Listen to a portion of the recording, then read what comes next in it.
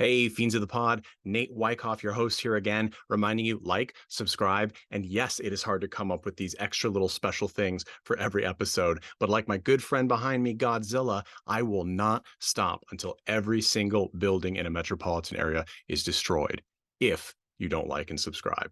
Enjoy, and please go to cultandclassicfilms.com to pick up exclusive cult movies, and also you can subscribe and have them delivered at a discount to your door every single month.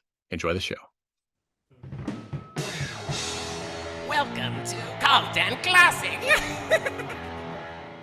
Welcome, friends and fiends of the pod, to a very special episode of Cult and Classic Films podcast, the podcast where we generally talk about two thematically linked films, a mainstream one and a cult one. In this case, we've got a special one-off episode for you, which we do sometimes. It is called Thankful and Hateful. That's right. It's Thanksgiving-y time while we're recording this, and so we like to do an episode where we tend to give thanks and give anger, aggravated frustration, all that stuff, because they go hand in hand, right?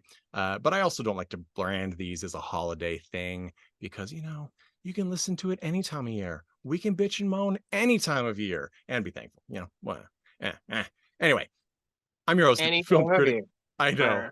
I'm your host. Can we tell we're all a little punch drunk here? We record multiple episodes in a row because we're efficient, but that also means that we're tired. So I'm your host, film critic and comedian Nate Wyckoff. I'm going to bring my best despite being half asleep. And we've got Tad Mastroianni with us today. How are you doing, Tad? I'm hungry. Hungry. And Mandy Longley. How are you doing? Good. I'm in a mood to complain about stuff. Yes. Let's go. Awesome. So I think we should start with the thankful, because oftentimes we aren't as passionate about the thankful section because we're already grateful for it. We don't necessarily need some sort of fix or have a gripe with it, as opposed to the hateful section where we can become infuriated. So what we're going to do is we're going to share what we're thankful for, and then we're going to give a movie or a show that somehow exemplifies that. All right. So I'll go first, break the ice. I'm thankful that the big studio system is breaking down once again. What I mean by that, they're never going to go away. But what I mean by that is that there are other filmmaking groups and distributors that are sort of filling in the gaps left by the studios who are making less and turning out less successful stories on average. For example, A24 is a really good example. Pretty much everyone who watches movies regularly has heard of A24 at this point. They tend to put out sort of art house horror films, although they are definitely branching into non-horror territory. That is their current goal. Normally, I would be like, but they actually have some good stuff going on. I will say this. They're doing, my understanding is that they're the ones producing the biopic of Elon Musk, which I am very much against because he's happy with it, which makes me unhappy, although it's early in pre-production. And get this is not even part of my hateful. This is just a side thing. Darren Aronofsky has agreed to make the film. If you cannot, now, I haven't seen the film. Perhaps it is going to blow my mind in a very different way, but I cannot imagine that a movie, a biopic based off of the book that the person it's about wrote, is going to show him in the shit-covered light that he actually lives in the world. And I'm sorry, I am a big fan of most of Darren Aronofsky's work, even the stuff I don't like. I appreciate some of the risks he took. And for him to take this seems, I don't know, is he okay? Can we do a wellness check? Is he living in his car? What happened, right? Like, what happened that has caused him to take this movie? Okay, that's beside. But A24 is great. For most of the films, I always step out to see their film. Even there are times when I don't like it. I think Talk to Me, which everybody seemed to love, I don't quite know why. It's actually, in my opinion, a bad film, but it has some promise. So maybe a sequel would be good. But A24 takes risks. They give money to people who a larger studio system, say Warner Brothers, would not be willing to fund. And they give us, because of that, movies like Beau is Afraid with Joaquin Phoenix, which is wild. They give us movies like Men, which we will absolutely talk about in this podcast, which has an ending that will baffle even the most experienced of literary critics. And yet it's powerful. It's really interesting stuff. So I appreciate that we're getting studios that have enough little money behind them to take these steps forward and put out what so many of us are actually hungry for, as opposed to yet another. I mean, I'm not saying it's not a good film. It has a great cast, so perhaps it is a good film, but I just don't even have the interest to see Gran Turismo. I know that it's based off a real story about people who play Gran Turismo, but and that's unfair to the people who actually did it, because I'm sure that it's a very interesting story. I don't want to see another video game movie right now. I don't. I don't want to see another video game TV show. And I love video games, but they're never as wild, as intense as I want them to be. They're never. They're trying to cross the boundary to a wider audience, and it's not good. Anyway, I I'm hate thankful. to tell you, Nathan, yes, but with the inevitable collapse of the MCU, you're going to, in the next few years, see the rise of the NCU, the Nintendo Cinematic Universe. I guarantee it. You're going to see it in the next few years, because I already see the framework being built. Oh, they've already announced pre-production for the Legend of Zelda movie, the live action Legend of Zelda. And I heard it, and I don't give a shit. They've already done, I mean, obviously, and Super Mario Brothers, unfortunately, I did not think was very good. It didn't work. It was okay. It was cute. They did all sorts of things that were just a bad decision. I actually was bored at one point. It was good. Here's the thing. It was fine. Do younger people actually care about the Nintendo franchise with these specific titles that they're making movies about? Or are they supposed to be aimed at people our age? And like we're also not really caring about them. They're gonna cast a wide net because that's what Nintendo does. And they tend to over sanitize their work. And I mean, so yes, and I agree. And like the Super Mario Brothers movie, though, there were so many missed opportunities. Like you had Anya Taylor-Joy as Peach, and Peach barely. They're like, she's not the princess waiting to be rescued. Great.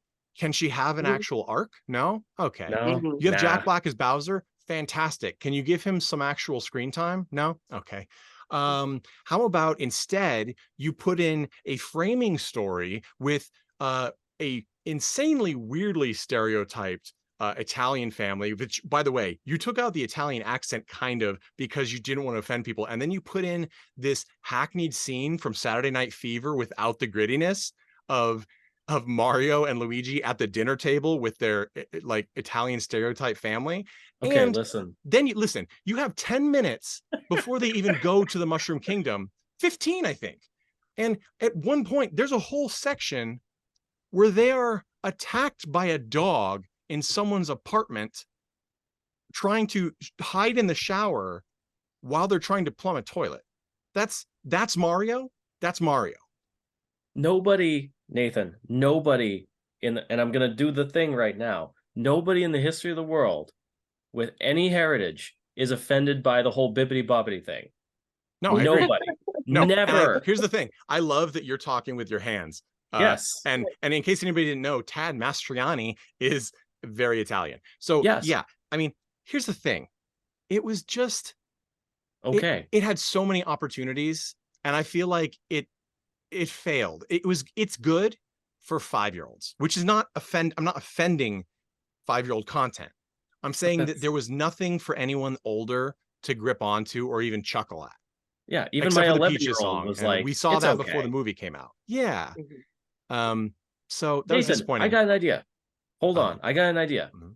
We can fix this. All right. We get Dennis Hopper to be Bowser.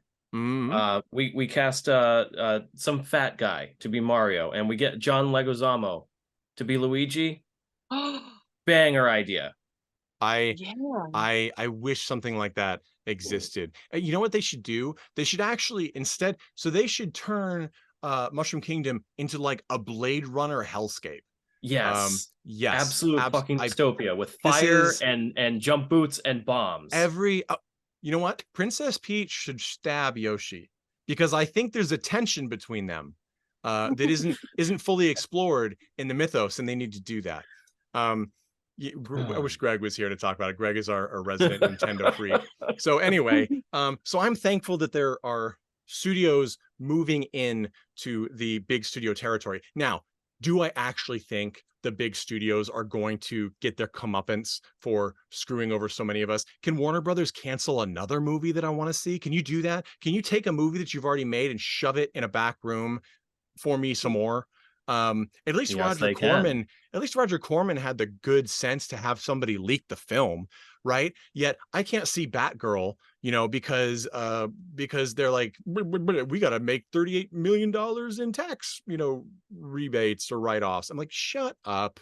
You are horrible. Anyway, and I love DC Comics. That's my whole deal. Okay, so I'm grateful that there are other production studios moving in who are doing more interesting projects. I don't think that the big systems are in any way going to suffer from this. I think they will have some minor aches and pains, and what they're going to do is then they're going to go, oh, we're going to distribute your movies. And because we have a wider distribution net. And what's going to happen is these companies that are producing these movies will say yes. They will say yes because they can't say no to that kind of money and exposure. And then as they have the money and exposure and contracts in place, Warner Brothers, just an example, everyone's going to do this, but they're going to say, okay, this project is great. We love it.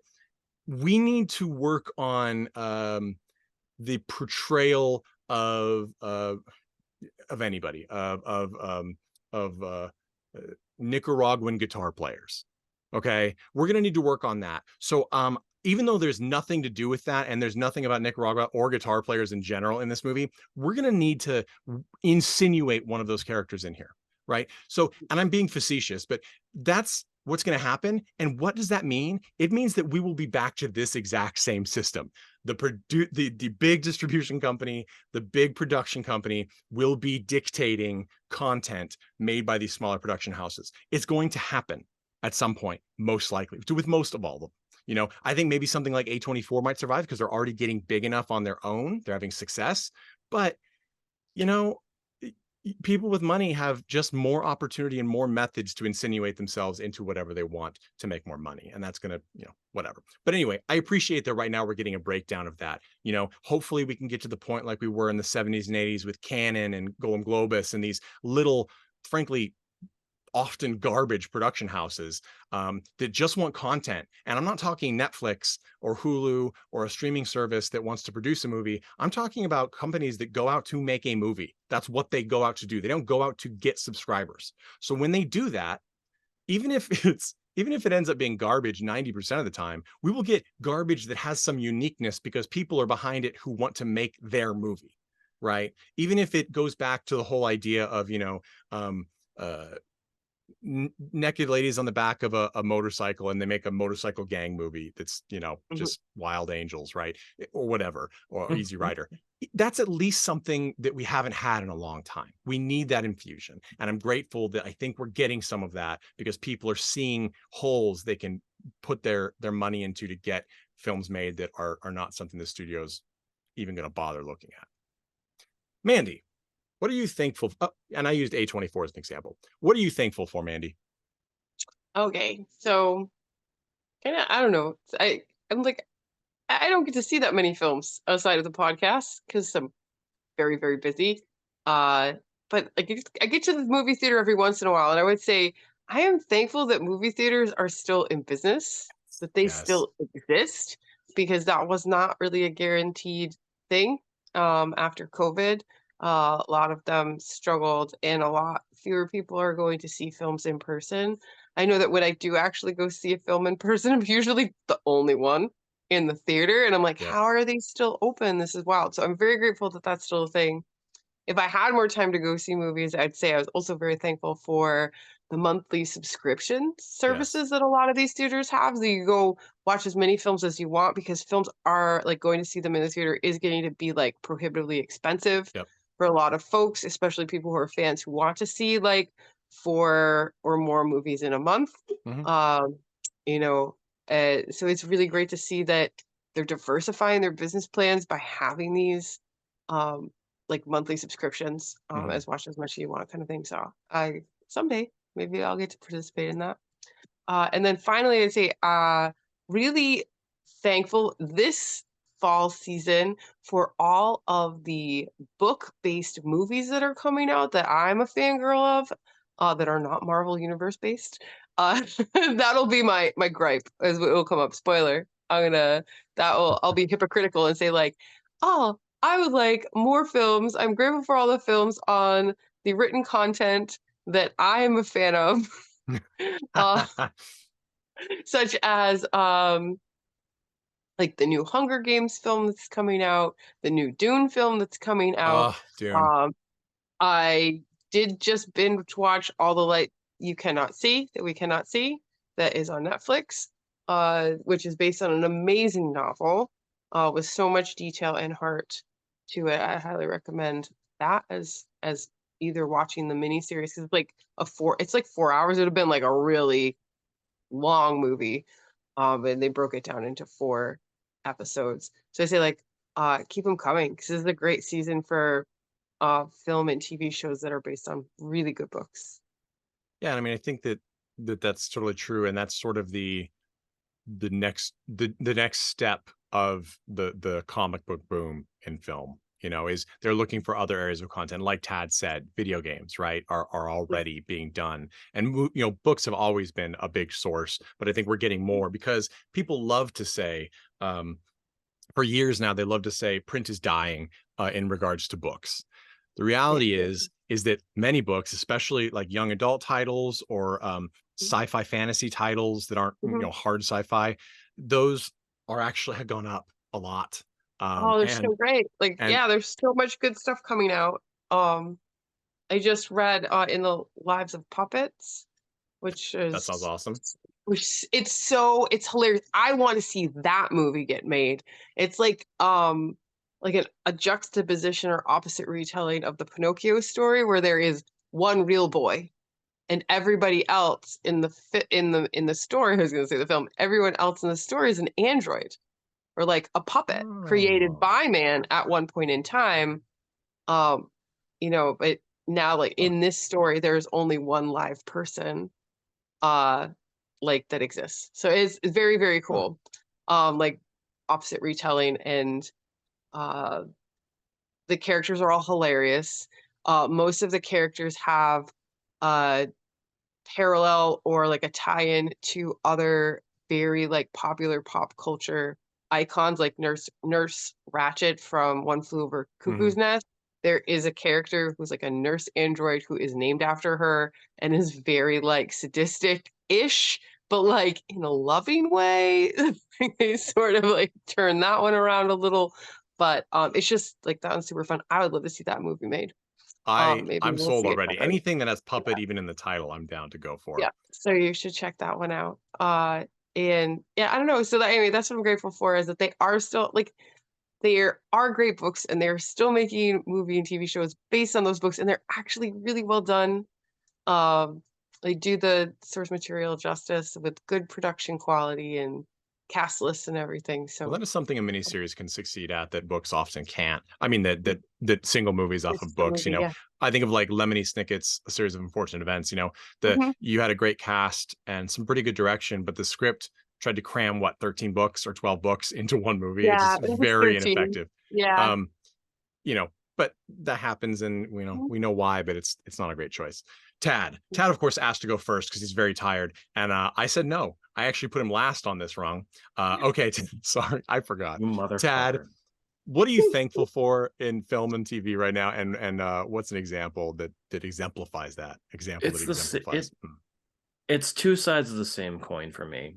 Right now, I guess I can be thankful that the technology has gotten us to the point where now we have the opportunity to realize projects that would have never been possible over the past couple of decades. My understanding is that One Piece, the live action, is really good because the story is well done and the special effects are now good enough where you can kind of emulate what's in the anime. Relatively inexpensively. Yeah. On the flip side, because the technology has become so ubiquitous, we've seen examples of it becoming a crutch. So everyone complained about how CGI was sort of supplanting a lot of practical effects in a lot of films, and we saw that is indeed true. And even when people would say, oh, well, we're going to use more practical effects, it turns out that a lot of the people who used to be really really good at that have retired, and they're or not passed away.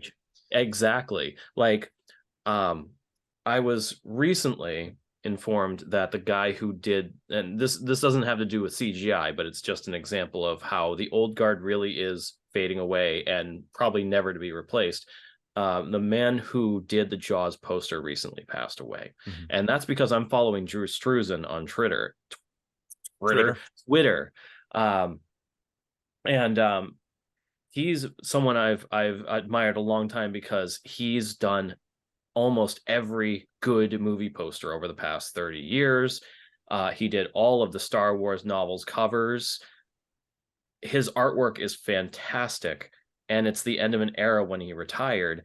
And then the people around, and adjacent to that are all going away, and it's getting harder and harder probably, and more expensive to find people who can actually do the practical effects that when we were kids was relatively cheap. Like I was mentioning to my wife, I was watching one of the more recent Discovery dinosaur documentaries and looking at the special effects and going, Jurassic Park looked better than this.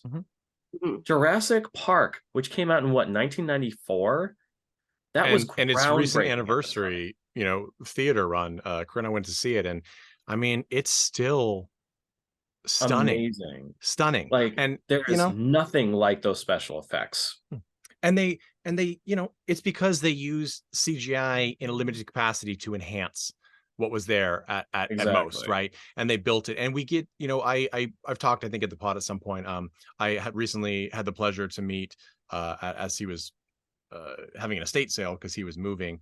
The now retired Greg Canham, an incredible multi-Emmy award-winning special effects artist. He did he was like a head designer on Bram Stoker's Dracula by Francis Ford Coppola, on the Vice, the Dick Cheney satirical biopic. Just an incredible and very nice guy. And he worked on tons of some Empire and Full Moon features as well. Really cool stuff. And he's, he really is one of the last bastions of truly the technical advancement of physical special effects. And so we have people who are skilled. We have a lot of, I follow a lot of really great people, Creature Workshop, things like that on Instagram and things. And they have some really cool, fun, amazing designs. I love them. They're not the same, right? Because this, people like Greg Canham, like, realism was important to what he did. And it's not supposed to always look fantastical. Even the fantastical films are supposed to look grounded in reality often. And so that kind of technical precision, I mean, going through, lucky enough to he let us in to go through his house, seeing the racks and racks of teeth, masks, I mean, the face masks, the things that were used, dremeled, physically molded and done, just unbelievable. And we are moving to a point where people are going to have to rediscover that skill. And it's hard. I think that's okay, because you kind of have to. I mean, that's what drove the industry to that point, right? With people who were absolutely willing to put the time and effort in to push that into the mainstream. The problem is that the mainstream used it. The mainstream eventually found something that was more cost effective. And it eventually got pushed out. And it ties back to what you were saying before, is there are now holes to fill. So for anyone who's listening, if you are passionate about those things, stop acting like you need to learn those skills and develop those skills to try and get into that mainstream. Start thinking about your own projects and start trying to build something on your own, because that is really the only way forward at this point. The mainstream is going to continue down this road where they're going to either lean on CGI or they're going to start working towards AI, which will have its own issues. And if people are really looking for that visceral, realistic feel that old special effects could evoke, good luck. You're going to have to do it on your own, and it's going to be with your own time, your own money, and you're going to have to find a lot of people who are willing to support you on that. But guess what? You got to go build it on your own. And the nice thing is, yes, everything costs money, but, to do a lot of those special effects, it's practice and technical skill. You could get everything you need I could literally, I mean, it's too late now of the day, but I could go to the Michaels up the road from me and the craft supply store and get everything, literally everything you would need to make a professional, say, monster mask or special effects applique. You know, that kind of stuff is available. It's just the practice, precision, and skill, and the tips and tricks that one would learn through a lifetime of the craft that are you're, like Tad said, they're going to have to be rediscovered soon because they're just not there anymore. And interestingly enough, that made me think of Jim Henson Studios, which is a dream love of mine.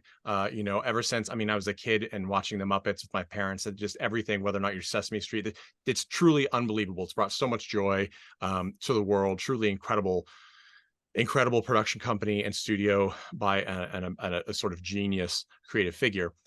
I have to say, when the Five Nights at Freddy's movie came out very recently, I was disappointed when I first saw the trailer because they used 3D animated figures. I'm like, I know why they did it. It looks like the video game almost exactly.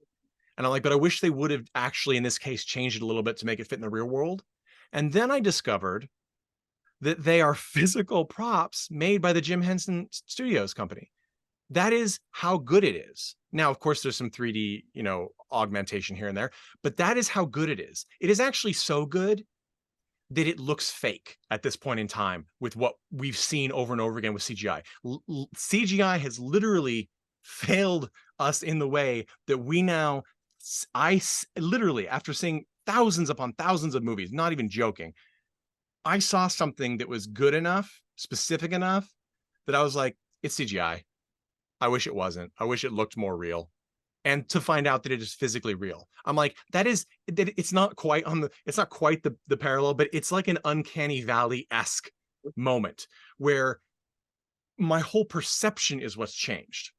And that perception, it's like an inverted uncanny valley. You know, the thing isn't so close to real that it feels uncomfortable because it's not quite there in some infinitesimal level. It's actually gone to the point where I no longer see what is real as real because it is too exact compared to what I'm used to seeing. And that was a wild moment. So it's a whole new world. We're gonna quickly move on because I know this is you know, people don't have a lot of time this week, so we'll get right in there. I'm going to go with what my hateful thing this week is. And it's very tied to my grateful moment. Okay. The hateful moment. I am so sick and tired of movies not taking risks. I am sick and tired of it. It is so mind-numbingly boring to watch so many films. And here's an issue. I know a lot of people don't get to, like Mandy said, a lot of people don't get to watch a ton of movies, especially in the theater.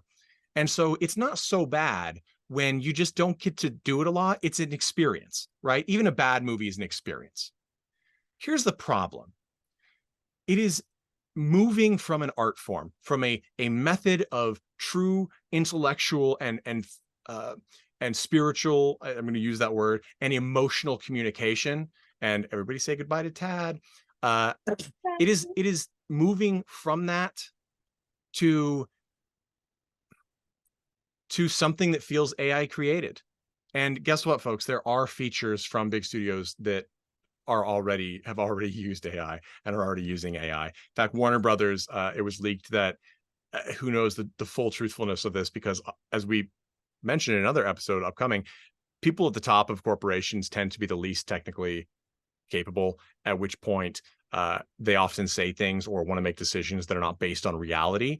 And so Warner Brothers had some internal communication about that they planned to use AI, exclusively AI, to determine which project to move forward for their slated projects going forward.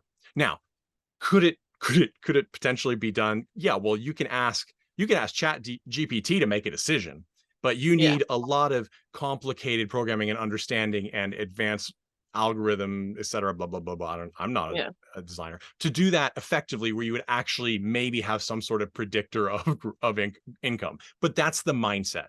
Okay, so that's what's going to move forward. Now, there is a film, at least one, that's already being made that is the quote unquote the first completely AI generated script.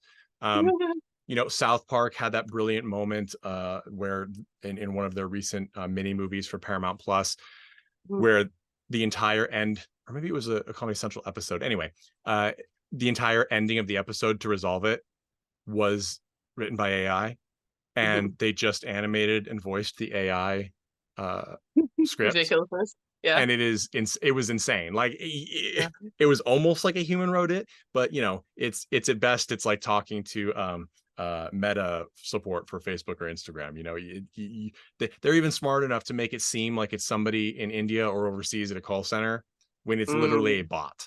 So that, you know, they're getting good at that, but we're moving away from those risks. I don't like that.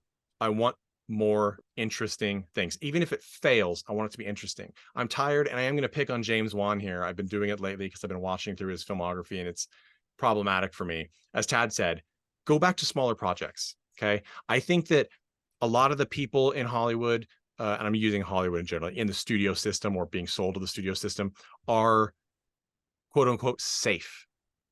Like, I'm tired of seeing a Conjuring film. Okay, because I know what's going to happen. It's a flat female character. It's got a scene where the male lead does something like strenuous, right, to win, and then it has a solution at the end where it's essentially people saying something they think is poignant or just looking off. That's it. That's the whole concept, and it's over and over again. It's safe. There's nothing new. There's nothing interesting. There's no risk. I never feel in the audience scared, worried, tense, elated. There's no emotional response. It is literally just me spending time not doing the rest of my life. And escapism in that sense is fine and dandy, but you can do more with that escapism. You can actually have a productive escapist experience that makes you feel something, become a better person, be scared about something that is happening, like AI. Okay, there's things that you can do. So there's not a need for garbage that has no soul to say something that is difficult to quantify. I don't like that. I'm tired of it. It's wasted energy.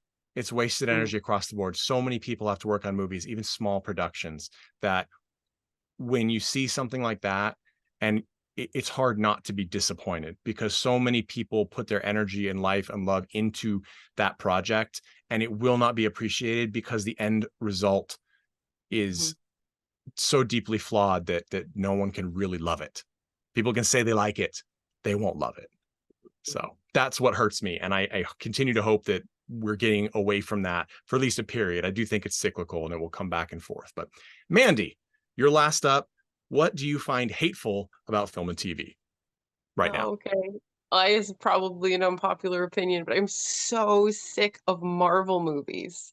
So and I guess like that could be extended. Like, I'm just feeling very hateful about the big movie industry tendency to like just milk every single franchise for every single minute of every single movie they can get. Like, they did it with like the Hobbit like book after Lord of the Rings was success. They're like, oh, instead of like a cute little single one-off movie for the Hobbit, let's make it 3 stupid movies that have nothing to do with the book. Like, you know, barely have anything to do with the book. Now they're like, oh, well, let's make the Harry Potter final film 2 films. Like, let's make, I'm not a Hunger fan Games, of, 2 films, split Hunger it up. Games 2 films. Let's make Twilight, which I am not a fan of. Like, let's make that last film like 2 films. And then now it's like the Marvel Universe franchise is like 1,000 movies at this point. I don't even know. Like, but every time I do have time to go to the movies and want to go to the movies, there is like 1 or 2 Marvel films like out taking up space of something else that could be more interesting and more like different to go and watch versus like, oh, it's yet another like Marvel Universe film that is happening for some reason. They're just, I know it's probably unpopular. There's obviously like a ton of people that are super into those films and very happy that they keep making them, but like, I'm over it. They're doing a lot less well. Right. And they keep saying, why is this happening? Right. Oh, well, they're rehashing the same thing, blah, blah, blah. There's something to be said for saturation. People get tired seeing some of the same things over and over again. And but also it's like, I mean, I have gone with friends who are more into the Marvel universe and or like try to watch like some of the movies, and you're just missing so much context Sure. if you haven't watched the other 30 films. It's like Like you jumping can into kind of half of season 4 of like yeah, episode 4 in season 4 of a series that you know nothing about. right. Yeah. So it's just like it's great, but like you're taking up precious time on the schedule of Mhm. like these theaters And they with cost like a lot this of money. And yeah, people, I don't what gets know. me is a lot of, and here's the thing, I love comic books. I love a huge number of the Marvel films. Mhm, I have been disappointed by the last few for sure. And I will say the caveat is go see the Marvels. It's a very fun movie. Everyone support it. It's a wonderful female lead cast. It's a lot of fun. It's not a deep movie, but neither does it have to be a deep movie. But even I don't, as I said, seeing Ant-Man 3, Ant-Man and Wasp and Quantumania, mhm, I was talking to my wife and I was just like, this is the first time I don't think I'm going to go see the next Marvel movie. Now, mhm, of course I did because it was one I actually had some vested interest in, the Marvels, but I'm not, I'm no longer interested because they weren't taking risks. And that's something that I often mhm. criticize, and even on this pod, which has well, that Marvel movies don't take risks. Yeah. And because of that, I'm never tense. I never have any sort of emotional connection with them. Once a character Mhm, leaves that is an actor I like, then mhm. who cares, right? I no longer Yeah. have the invested interest because I was frankly more invested in that person than I am the film and the character. That's why I preferred Zack Snyder's DC universe. It was dark. It Yeah. didn't have to be dark, but it was a lot, and there were tense moments. It was what I think of as a blockbuster. It was an intense experience to see those movies, and I'm very sad that Warner Brothers, essentially, not even essentially, ousted Zack Snyder. And I love James Gunn. I've talked about him so much on this podcast, and the fact that he's co-head of DCU Films, it should elate me, but it doesn't. And I was like, why am I so not happy about this? Like, I'm not that I'm disappointed. And I'm like, because I'm Yeah. tired of it. I'm tired. I'm tired of Marvel not changing anything, and I'm tired of Warner Brothers with DC Comics changing every 2 movies because they Mhm, everything is a failure. Like to them, like it's just nothing. I can't. It's like Ben Affleck said this about Justice League. Because mhm, he played Batman in the Snyderverse. I personally think that he was the best Batman. There are people who are on my side, and there are many who are detractors. That's fine. But he said of Zack Snyder, of the Zack Snyder cut, which went from a like 2-hour movie to a 4-hour film, he said the amazing thing about that is that he took my worst reviewed movie of my career and made it the best reviewed movie of my career. That is what can happen when you have someone and people involved in a movie that care about it, have a mhm. vision, and they want to put it forward. And Zack Snyder outlined since then what his plans were Yep. for the DC universe, and they were very different from the comics. And yet, when you hit it right and you engage people, even Mhm, fanboys, not all of them, some just want to be angry, especially Star Wars fans, mhm, but they will follow, and it will mhm, become a new canon. For example, Harley Quinn was not from the comic books. She was not in the Batman mhm. comic books. She was created by what, Paul Dini, or was it Alan? Anyway, for the cartoon, and was so popular because she's a fun character. They brought her into Mhm, the comics. That's how a vision that is really, they care about what they do as a creator, and they want to put it forth in a way that brings them satisfaction. That's how you can get those really great moments. And you can't do that when you refuse to commit, or when you refuse to change and you try and mhm, recapture that same lightning in a bottle. You lose it. I'm also mad because, for example, Star Wars, they pushed Disney pushed Marvel's cinematic universe to the point where they were putting out so much content that it got yeah. sloppier, and it got Mhm, poorly reviewed. And then they start doing that thing that Warner Brothers does, and they panic cancel and panic reshoot, and yeah. everything becomes you know this homogenized project that's totally driven by audience feedback in Yeah. screenings, and it's not very good. And I'm mad because that happened with Star Wars to a lesser Mhm, extent, because you got Solo, a Star Wars movie, which we all enjoyed, mhm, frankly, and that was considered a flop Okay, which by the way, Ron Howard finished that movie. He's a very good established director, and Yeah. with a big name behind him, and because of that, they ditched all this content. And it wasn't until The Mandalorian came back, which came out, which um, is still having trouble breaking into new Star Wars content, right? Before they did that, it was stagnated. And by the way, guess who's directed a lot of The Mandalorian? Bryce Dallas Howard, Ron Howard's daughter, who is an amazing, beautiful, awesome actress and director. I love her. So you get these people, and why? Why did a project that was somewhat similar in tone, Solo, and something like Mandalorian, which I think was fantastic, etc. Why did one fail and the other didn't? Okay, and why then did one change the course of a franchise's development and the other hasn't really, even though it's successful, right?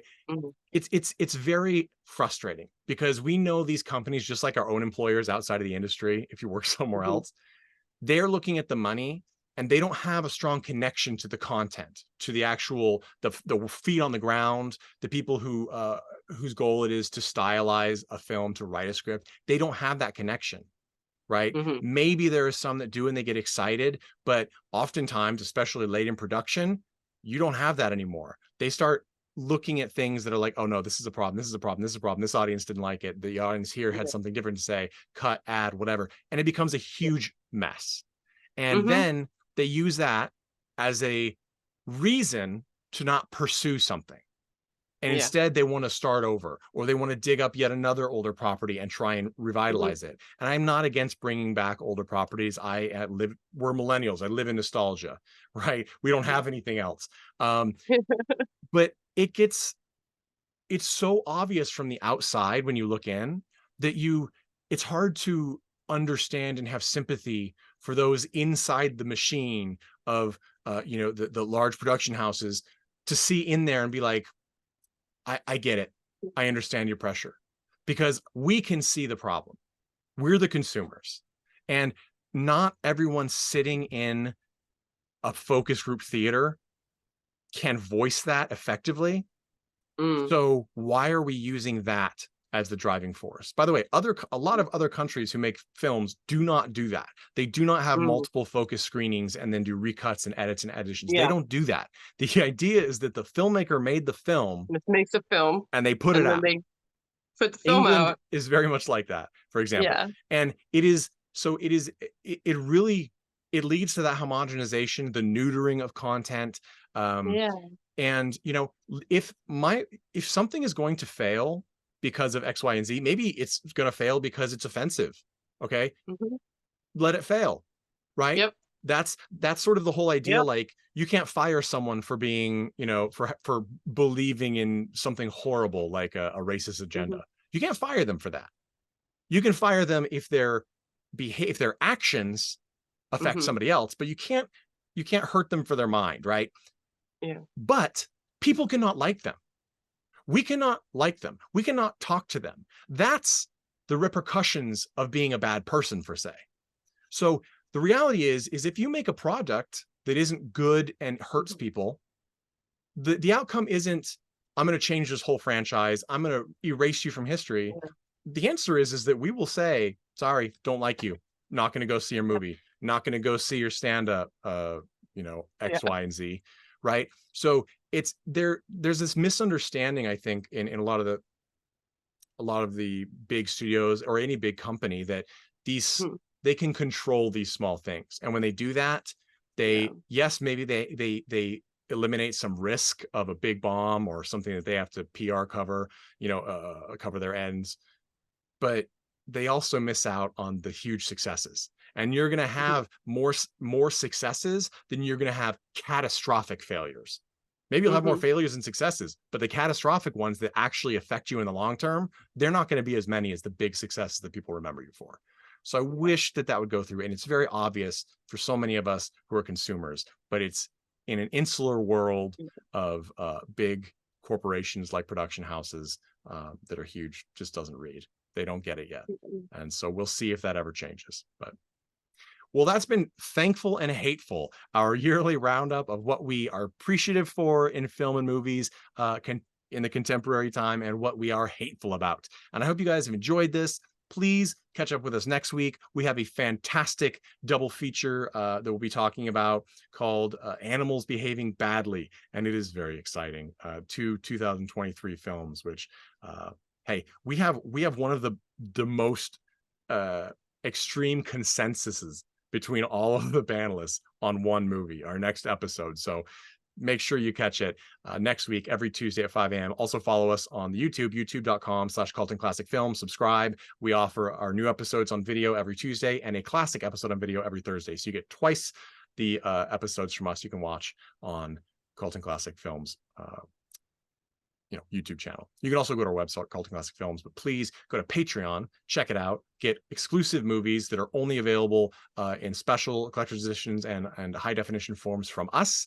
And you can get them very inexpensively by subscribing monthly via Patreon. We'll send them right to your door. And you can also just subscribe for a couple of dollars a month to support us and get access to a heavily discounted store. So you can buy the releases as you choose at a big discount.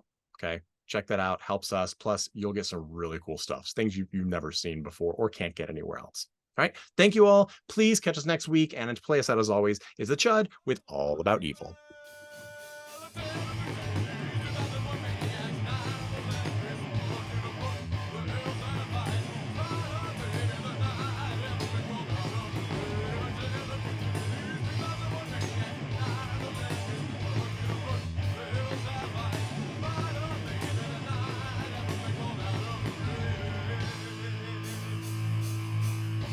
Hey everyone, thanks for listening to Culton Classic Podcast. This podcast is important to me, but what's more important are the rights, privileges, and freedom from violence of everyone in this country and in this world.